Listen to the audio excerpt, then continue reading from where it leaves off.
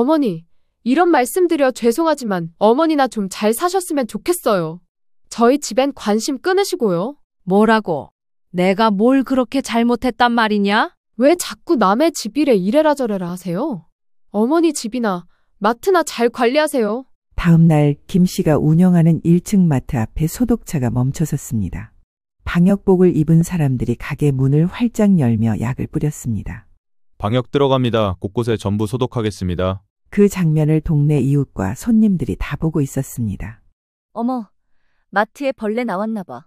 손님 있을 때 소독을 하는 건 좀 아니지 않나? 누군가는 휴대폰을 꺼내 촬영을 시작했습니다. 며느리는 팔짱을 낀 채 피식 웃었습니다. 어머니가 우리 친정 집안을 지저분하다고 욕하셨잖아요? 제가 보기엔 어머니네가 훨씬 엉망이에요. 어머니 집까지 소독차 보내려다 참고 이렇게 해드리는 거예요. 김 씨는 눈을 뜨고 이 망신스러운 상황을 보고 있어야 했습니다. 김 씨가 동네 마트 운영 12년 중 이런 수치를 당하게 된 것은 바로 얼마 전 며느리네 친정 일 때문입니다. 올해 64세의 김미숙 씨는 단지 상가 1층에서 마트를 운영하며 살았습니다. 그런데 얼마 전부터 단지 안이 술렁였습니다. 그건 다름 아닌 김 씨의 안사돈인 며느리의 친정엄마 이야기였습니다. 마트 사장님네 안사돈 있잖아요. 곧 재혼한다던데요? 우리 사돈이? 나는 도통 들은 얘기가 없는데. 여기 무슨 댄스 학원에서 만난 사이라던데. 근데 그 재혼하려는 남자가 소문이 좀 안 좋아요. 네? 무슨 얘기가 있길래요? 이때 한두 명씩 전해 들은 얘기들이 계속 겹치자 김 씨는 은근히 마음이 무거워졌습니다. 혹여나 아들과 며느리에게 좋지 않은 일이 생길까 걱정이 앞선 겁니다. 하지만 이때만 해도 김 씨는 흘려들었습니다. 어디까지나 남 일이라고 생각했기 때문입니다. 사실 사돈은 예전부터 언행이 거칠었고 가정사 문제로 동네 입방아에 오르내리는 모습을 여러 번 봐왔습니다. 김 씨는 굳이 말하지 않고 속으로만 거리를 두고 있었습니다. 그러나 이제 사돈네 일에 김 씨가 나설 수밖에 없었으니 사돈이 재혼한다는 새 남자는 아들 부부의 삶에도 개입하기 시작했기 때문입니다. 이 내용은 아들을 통해 듣게 되었고 김 씨는 심란함이 올라왔습니다. 아들이 헐레벌떡 들어와는 의자에 털썩 앉더니 숨도 고르기 전에 입을 열었습니다. 엄마, 장모님 재혼하신대. 예비 장인어른이 벌써 나를 사위라고 부르면서 엄청 잘해주시더라고. 사업도 같이 해보자고 하셨어. 진짜 남자답고 통 크고 아주 멋진 분이야. 김 씨는 계산대 너머로 아들을 바라보며 묘하게 불안한 기운을 느꼈습니다. 그래, 네가 뭐 하든 좋지만 마트 일이나 좀 배우면 안 되겠니? 내가 이렇게 해놓은 걸 네가 이어가면 좋잖아. 그러자 아들은 곧바로 손사래를 쳤습니다. 아이고 엄마, 요즘 이런 마트는 시대에 안 맞지. 아버님이 진짜 대단하시다니까. 나까지 챙겨주시고 앞으로 어떻게 할지 얘기도 다 해주셨어. 뭔 얘기를 해? 사업 제안서를 곧 받아보기로 했어. 나보고 능력이 너무 아깝대. 곧 유명해질 일만 남았으니 기대하라고 하시더라고. 나랑 죽이 잘 맞아. 아이고. 아버님이 말하길 엄마 가게도 바꾸면 대박난대. 그대로 두면 손해라던데. 김 씨는 속으로 중얼거렸습니다. 이 사람 냄새가 심상치 않네. 내 아들을 휘어잡으려는 속셈이 보인다. 게다가 더 걱정되는 것은 김 씨의 아들은 예전부터 직업을 툭하면 바꾸며 늘 알바식으로만 일해왔습니다. 이제 막내 손주까지 있는 상황에서 또다시 허파에 바람이 들어간 듯한 모습이 한심하기도 하고 불안하기도 했습니다. 더구나 아직 제대로 알지도 못하는 사람을 덜컥 아버님이라 부르며 기대하는 모습을 보니 김 씨의 마음은 무겁게 가라앉았습니다. 그리고 그 불안한 예감은 곧 현실이 되었습니다. 얼마 뒤 저녁 갑자기 가게 문이 열리더니 아들과 며느리가 함께 들어섰습니다. 며느리 손에는 두툼한 서류 봉투가 들려 있었고 입가에는 잔뜩 웃음이 번져 있었습니다. 어머니, 잠깐 시간 괜찮으세요? 김 씨는 장부를 덮으며 고개를 끄덕였습니다. 그래, 앉아. 무슨 일인데 그렇게 들떠있니? 며느리는 봉투에서 알록달록한 팜플렛을 꺼냈습니다. 표지에는 땡땡갈비 체인이라는 큼직한 로고와 반짝거리는 매장 사진이 붙어 있었습니다. 사진 속에는 삼겹살과 갈비가 지글지글 구워지고 있었고 옆에는 연매출 10억, 순이익 월 1천만 원 가능이라는 자극적인 문구가 눈에 띄었습니다. 보세요, 어머니. 이번에 저희 아빠가 잡아주신 자리인데요. 이런 매물이 거의 안 나온대요. 역세권이고 주차장 넓고 바로 손님 붙는 곳이래요. 김 씨는 그 말에 살짝 눈살을 찌푸렸습니다. 아빠라니. 아들이 얼른 거들었습니다. 아, 엄마. 내가 말했잖아. 장모님 재혼하신다고. 우리 예비 장인어른. 아들은 둘째치고 며느리는 거북할 정도로 빠르게 아빠라고 부르고 있었습니다. 며느리가 말을 받았습니다.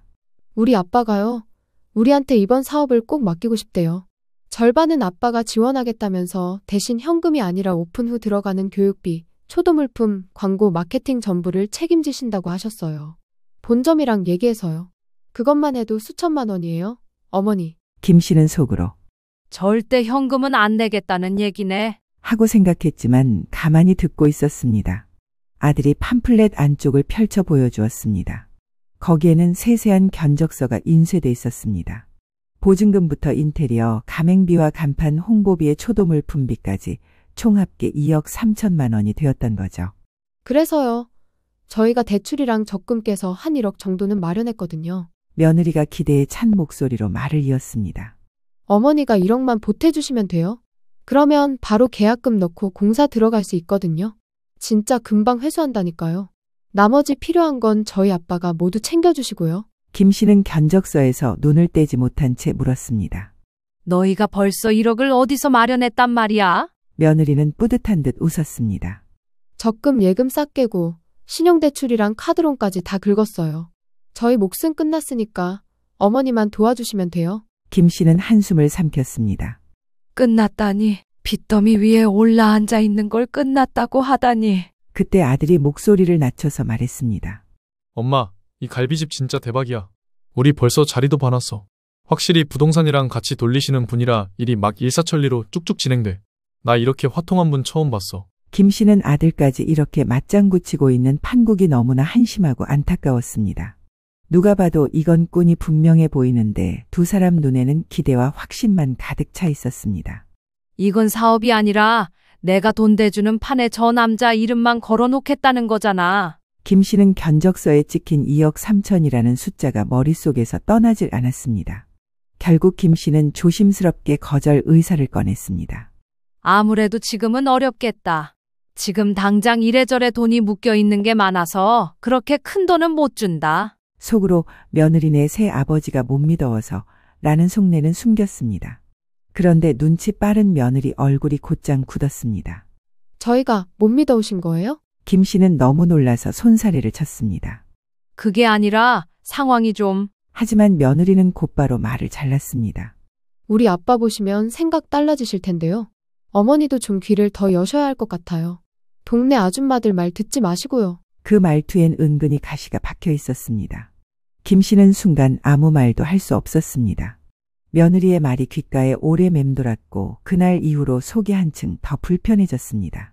내가 뭘 잘못했다고 저런 소리를 들어야 하나. 김 씨의 마음은 점점 더 무거워졌습니다. 그런데 며칠 뒤 안사돈과 새남편이 김 씨 마트에 인사차 찾아온 것입니다. 이날 마트 앞이 갑자기 소란스러워졌습니다. 창밖을 보니 낯선 외제차 2대가 나란히 들어와 마트 입구 바로 앞에 비스듬하게 주차를 하고 있었습니다. 차에서 내린 건 안사돈과 소문으로만 듣던 새남편이었습니다. 김 씨는 속으로 연락 한 번 없이 이 시간에 웬일이람. 하고 중얼거렸습니다. 손님이 드나드는 입구를 거의 막아놓고 그것도 주차선이 아닌 데에 세워둔 모습이 영 거슬렸습니다. 두 사람은 마치 오랜 단골처럼 환하게 웃으며 들어왔습니다. 새남편은 김 씨를 보자마자 대뜸 말했습니다. 아, 사돈. 우리 애들한테 얘기 많이 들었어요. 사돈이 참 부지런하고 장사도 잘하신다고. 호칭부터 아무렇지 않게 사돈이라 부르는 그 태도에 김 씨는 어색한 웃음을 지었습니다. 새남편은 둘러보더니 계산대 옆에 놓인 매출 집계표와 상품 진열을 힐끗 훑었습니다. 여기 규모 괜찮네요. 근데 이 마트도 조금만 투자하면 대형 편의점으로 바꿀 수 있을 것 같아요. 그 말에 김 씨의 미간이 살짝 찌푸려졌습니다. 저는 그쪽에는 별로 생각이 없어요. 지금도 충분하고요. 지금이야 그렇겠지만 당장 5년 뒤를 생각하셔야죠. 그땐 사돈이 하고 싶어도 못 하실 텐데. 뭘요? 좋은 자리는 일찌감치 변화를 받아들여야죠. 그냥 이렇게 두면 발전이 없잖아요. 아, 말씀은 감사한데 괜찮아요. 저도 나름의 계획이 있어요. 무슨 계획인데요? 사돈의 새남편은 매우 무례하게 꼬치꼬치 캐물었습니다. 마트 그대로 둘 거면 최소한 사업을 확장하셔야죠. 이쯤부터 김 씨는 일부러 안 들리는 척 등을 돌리고 물건을 정리했습니다. 우리 애들 이번에 역 근처에 갈비집 오픈하려고 하는데 거기 투자하는 것도 괜찮을 거예요. 김 씨는 그제야 단도직 입적으로 말했습니다. 이제 본론이 나왔구나 싶었고 더 듣고 싶지도 않았던 겁니다. 저는 생각 없습니다. 그런 사업 많이 받고 솔직히 믿음이 안 갑니다. 순간 옆에 서 있던 안사돈의 표정이 굳었습니다. 어머 사돈 더 들어보지도 않고 그렇게 자르세요? 우리 사위도 좋다고 하던데 이런 때 사돈이 좀 나서주셔야죠. 김 씨는 웃으며 계산대 안쪽에서 물건을 정리하는 척하며 말했습니다. 아이고, 지금 손님들 몰릴 시간이고 알바도 안 와서 정신이 하나도 없네요. 오늘은 그만 들어가 주시죠. 일부러 이들을 쳐다보지도 않고 바쁘게 움직이는 김 씨 덕에 분위기가 싸늘해졌습니다. 결국 두 사람은 마지못해 문 쪽으로 발걸음을 옮겼습니다. 그런데 나가던 길, 주차해 둔 차를 빼다가 마트 앞에 세워둔 주차 안내 꽃가를 그대로 밟아버렸습니다. 플라스틱이 우그러지는 소리가 났지만 그들은 힐끗 보기만 하고 아무 일 없다는 듯 그대로 차를 몰고 떠나버렸습니다. 김 씨는 그 뒷모습을 보며 속이 부글부글 끓었습니다. 이 사람들 나를 구슬리러 온 것도 불쾌한데 예의도 없네. 그날 이후 김 씨의 마음속 불편함은 더 깊어졌습니다. 그런데 그날 저녁 며느리에게서 전화가 걸려왔습니다. 어머니, 왜 우리 아빠랑 엄마를 그렇게 무시하면서 내보내셨어요? 첫 마디부터 따지는 어투였습니다. 김 씨는 순간 귀를 의심했습니다. 뭐? 내가 무시했다고? 그러자 며느리가 더 목소리를 높였습니다. 네, 어머니. 우리 아빠를 왜 무시하세요? 엄청 문전박대하셨다면서요? 우리 아빠 라는 말이 며느리 입에서 나오자 김 씨는 더는 참을 수 없었습니다. 너 내가 참다 말하는 거고 너 생각해서 하는 말이니 잘 들어. 네 새아버지 평이 좋지가 않아. 잠시 정적이 흐르더니 며느리가 딱딱하게 물었습니다. 뭐가요? 김 씨는 그동안 꾹 눌러왔던 말을 꺼냈습니다. 그 사람 애인이 여럿 있다고 하고 사생활이 아주 지저분하다는 얘기를 들었어. 너희 엄마도 잘 알아보고 만나셔야지. 그리고 아직 혼인신고도 안 한 상태에서 대뜸 재혼 상대 자식한테 사업하라고 돈 투자하라는 게 말이 되니? 그러자 며느리의 목소리가 차갑게 변했습니다. 어머니가 뭘 아신다고 그러세요? 김 씨는 한숨을 내쉬며 말했습니다.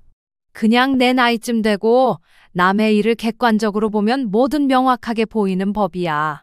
너도 남 얘기를 좀 들을 필요가 있어. 그런데 며느리는 비웃듯 대꾸했습니다. 어머니 진짜 웃기는 분이시네요.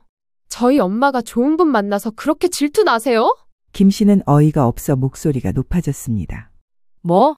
질투? 며느리는 거침없이 몰아붙였습니다. 그리고 뭐요? 아빠 사생활이 지저분해요? 어머니, 진짜 큰 실수하신 거예요? 저 안 참을 거예요. 김 씨는 답답해서 되물었습니다. 뭘 안 참는다는 건데? 하지만 며느리는 물러서지 않았습니다. 어머니, 이런 말씀드려 죄송한데요. 어머니나 잘 사셨으면 좋겠어요. 저희 집 일에는 관심 끊으시고요. 김 씨는 분노로 목이 메었습니다. 뭐라고? 내가 뭘 그렇게 잘못했단 말이냐? 그러자 며느리는 마지막 말까지 나를 세웠습니다. 우리 엄마 일에 관심 끄시고 어머니 인생이나 잘 관리하세요. 뚝 통화가 끊겼습니다. 김 씨는 황급히 다시 전화를 걸었습니다.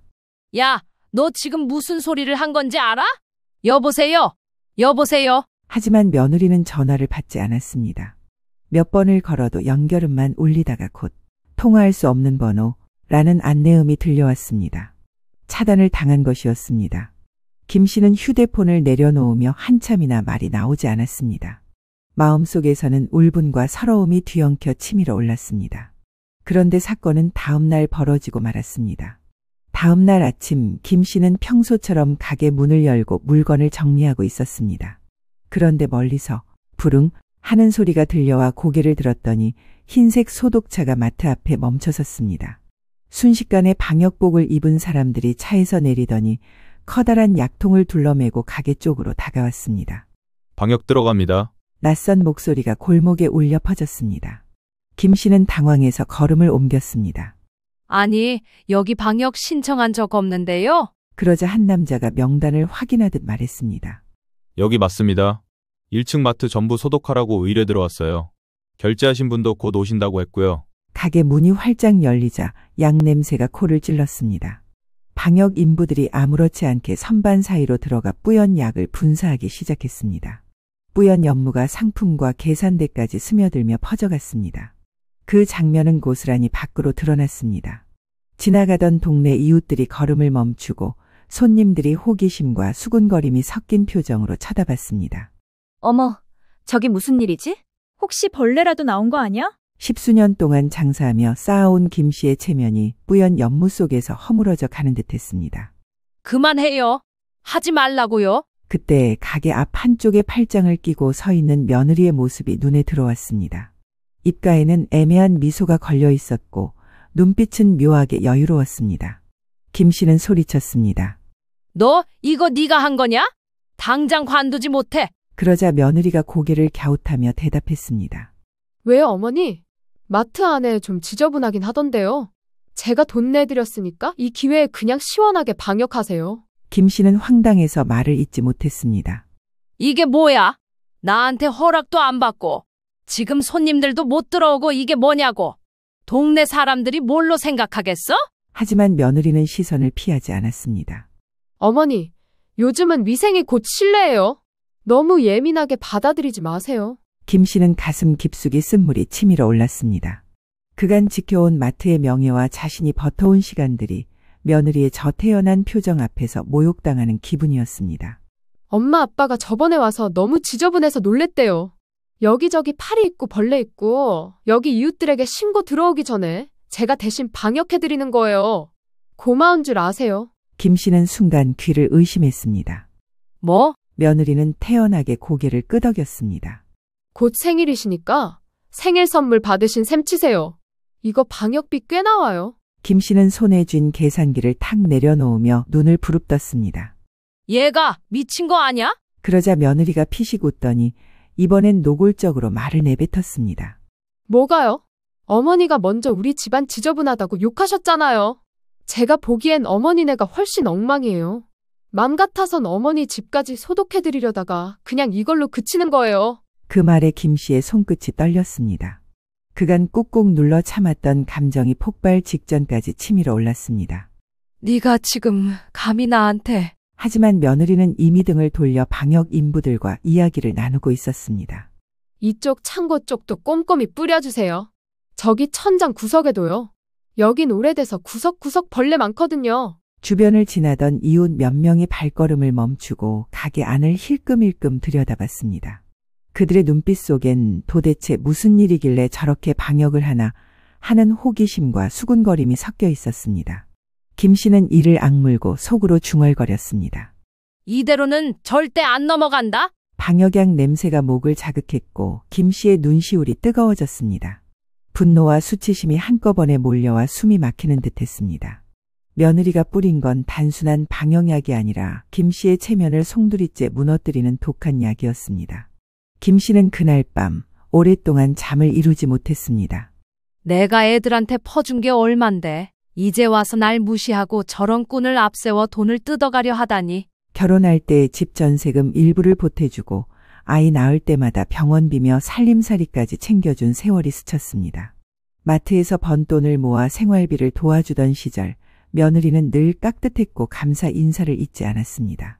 하지만 돈 많아 보이는 새아버지가 등장하자 그 태도는 하루아침에 돌변했습니다. 생각해보면 그 당시 며느리가 마트 일을 돕고 싹싹했던 것은 어디까지나 김 씨가 경제적으로 도와줬으니 따라왔던 태도였습니다. 며칠을 곱씹던 김 씨는 결심했습니다. 이대로는 안 된다. 이번엔 내가 먼저 움직여야지. 우선 평소 안면이 있던 구청 위생과 직원에게 전화를 걸었습니다. 저긴 한데 상담할 게 있어서 말이야. 이런 경우 신고하려면 어떻게 해야 돼? 직원은 절차를 간단히 알려줬습니다. 사진 찍어서 날짜 위치 기록해두고 민원 시스템에 올리면 된다는 겁니다. 실명으로 제보하지 않아도 된다고 하니 김 씨는 메모지에 꼼꼼히 받아 적었습니다. 그리고 며칠 후 마트에 물건을 납품하러 온 식자재 기사에게 슬쩍 물었습니다. 거기 갈비집 허가 났대? 기사는 고개를 저었습니다. 아직이요. 근데 벌써 냉장고랑 불판 들어갔더라고요. 이것저것 박스도 쌓아놨고요. 김 씨는 곧장 기사에게서 사진을 받아두었습니다. 위생 허가 전 영업 준비라는 증거였습니다. 부동산 쪽도 놓치지 않았습니다. 이웃 가게 주인이 귀띔했습니다. 이 사람은 워낙에 사돈의 새 남편에 대한 풍문들을 잘 알고 있었습니다. 그 건물 작년에 불법 증축했는데 신고 안 한 걸로 알아요. 세입자 계약서도 엉망이라던데요. 김 씨는 구청 건축과 홈페이지에서 대조 도면을 확인하고 건축법 위반 의심건을 민원에 넣었습니다. 세무 쪽은 국세청 현금거래 신고 페이지를 열었습니다. 사업자 등록 전 현금거래, 차용증도 없는 투자금, 출처 불분명한 자금. 김 씨는 갈비집 팜플렛, 견적서, 기사에게서 들은 금액, 현장 사진까지 몽땅 첨부했습니다. 이 모든 과정을 김 씨는 조용히 진행했습니다. 아들내나 사돈에게 알리지도 않았고 문자 한 줄도 남기지 않았습니다. 지금 자금도 부족해서 공사만 해놓고 멈춰 있던데 행정점검 한 번만 걸려도 몇 달은 늦어질 거야. 그 사이 이자랑 임대료가 사람 잡지. 마트 계산대를 닦으며 김 씨는 이를 악물었습니다. 이건 단순한 화풀이가 아니야. 내가 그동안 참고 도와준 게 어떤 의미였는지 똑똑히 보여줄 거다. 김 씨는 며칠을 고민하다 결국 서류를 꺼내 들었습니다. 그간 아들과 며느리에게 빌려준 돈, 갚지 않은 채무 내역을 날짜별로 정리했습니다. 결혼 준비금, 전세 보증금, 일부 생활비까지 장부처럼 빽빽하게 적힌 금액이 수천만 원을 훌쩍 넘겼습니다. 김 씨는 컴퓨터 앞에 앉아 조용히 내용 증명을 작성했습니다. 서류 말미에는 단호한 한 줄을 덧붙였습니다. 이는 가족 간 채무라 하더라도 변제 의무가 소멸되지 않습니다. 우체국에서 내용 증명을 접수하며 김 씨는 속으로 중얼거렸습니다. 지들이 먼저 가족 같지 않게 살겠다는데 나도 내 몫은 챙겨야지. 뭐? 소독차를 보내? 나도 니들 같은 것들 소독하고 새삼 살 거다. 하지만 이후로도 연락이 없는 아들 부부를 보며 김 씨는 아들에게 전화를 걸었습니다. 너 엄마 보낸 내용 증명 받았니? 하지만 아들은 머뭇거리며 아주 짧게 대답했습니다. 아, 그거 얘기 들었어. 근데 지금은 좀. 뒤에서 며느리의 목소리가 작게 들렸습니다. 그냥 끊어버려? 아들은 더는 말을 잇지 않고 전화를 끊었습니다. 김 씨는 수화기를 내려놓으며 차가운 웃음을 지었습니다. 지 엄마 마트가 그 꼴이 났는데도 아들이란 놈이 태도가 이따위네. 결국 지 마누라 말만 듣고 있는 거지. 며칠 뒤 결정타가 들어갔습니다. 김 씨는 내용 증명 발송을 마치고 조용히 다음 수를 준비한 것입니다. 이번에는 성급하게 한꺼번에 몰아치지 않고 차근차근 눌러갈 생각이었습니다. 며칠 뒤 갈비집 공사 현장의 위생과 직원들이 들이닥쳤습니다. 여기 위생 교육 이수증 제출 안 하셨네요. 그리고 냉장 냉동 설비 배치가 규정이랑 안 맞습니다. 아들은 서둘러 변명했습니다. 아, 곧 서류 들어갑니다. 잠깐만 기다려주시면. 그러나 직원은 고개를 저었습니다. 보완 전까지는 공사 계속하시면 안 됩니다. 적발되면 과태료입니다. 공사가 멈추자 투자자들 사이에서 불안감이 퍼졌습니다. 한 명이 전화를 걸어왔습니다. 허가도 안 난 상태에서 설비부터 들여놓는 건 무슨 생각입니까? 이런 식이면 계약 파기하겠습니다. 계약금 돌려주세요. 아들과 며느리는 얼굴이 굳었습니다. 잠깐만 기다려보세요. 이번 주 안에 해결될 거예요. 하지만 문제는 여기서 끝이 아니었습니다. 위생 허가 보완 중에 새 남편에게 세무서에서 사업자금 출처와 현금 거래 내역 제출 요구서가 날아왔습니다. 안사돈이 걱정스럽게 물었습니다. 이거 누가 일부러 제보한 건가? 새 남편은 애써 웃으며 대답을 피했지만 손끝이 파르르 떨렸습니다. 자료를 준비하려고 장부를 뒤적였지만 차용증도 없는 투자금이 발목을 잡았습니다. 그 사이 부동산 쪽에서도 일이 터졌습니다. 그간 쌓인 소문들이며 김 씨까지 더해지니 사건이 폭발한 것이죠. 새 남편이 보유한 건물 임차인들이 단체로 건축과에 진정을 넣은 것입니다. 건축과 직원이 현장 점검에 나서자 불법 구조물이 그대로 드러났습니다. 이 부분 철거하셔야 합니다. 안 하면 사용 승인 취소됩니다. 세입자들은 그 자리에서 돈을 돌려달라며 목소리를 높였습니다. 그렇게 갈비집 개업 지연, 세무조사, 건물 임차인 항의가 한꺼번에 몰리자 새 남편의 표정은 점점 사색이 되어갔습니다. 김 씨는 그 모든 상황을 멀찍이서 지켜보며 계산대를 정리했습니다. 내가 복수했다기보다 어차피 무너질 모래성이었던 거지. 갈비집 사업이 위생 세무 소방 문제로 계속 지연되면서 외부 투자자들이 계약금을 돌려달라는 압박을 가했습니다. 아들은 약속했던 투자금 일부를 마련하느라 허덕였고 그 여파가 그대로 며느리에게도 미쳤습니다. 이미 마트 방역 소동 이후로 김 씨와의 관계가 틀어진 상황에서 채권 회수 소송과 재산 압류 통보까지 날아오자 며느리의 표정은 완전히 굳어졌습니다. 며칠 뒤 김 씨 마트 앞에 아들이 나타났습니다.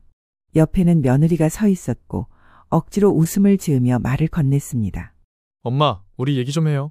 이번 건은 오해도 있고. 김 씨는 계산대를 정리하다 고개도 들지 않은 채 말했습니다. 얘기 필요 없어. 대답은 돈으로 해.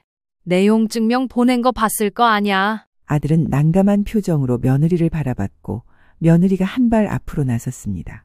어머니, 저희도 사정이 있잖아요. 이렇게까지 하실 필요 없잖아요. 김 씨는 짧게 한숨을 내쉬며 냉정하게 잘라 말했습니다. 그걸 왜 네가 판단해? 니네 사정이랑 나랑 무슨 상관이라고? 김 씨는 빠르게 아들 며느리를 내보냈습니다. 그날 저녁 며느리의 번호로 전화가 걸려왔습니다. 김 씨는 잠시 벨소리를 듣다 휴대폰을 들어 차단 버튼을 눌렀습니다. 화면에 이 번호는 더 이상 수신하지 않습니다. 라는 문구가 뜨자 김 씨는 조용히 미소를 지었습니다. 너도 돈 써서 소독차로 나한테 방역을 해댔지. 나도 똑같이 돈으로 너랑 네 주변 모두 깨끗이 소독해버렸다.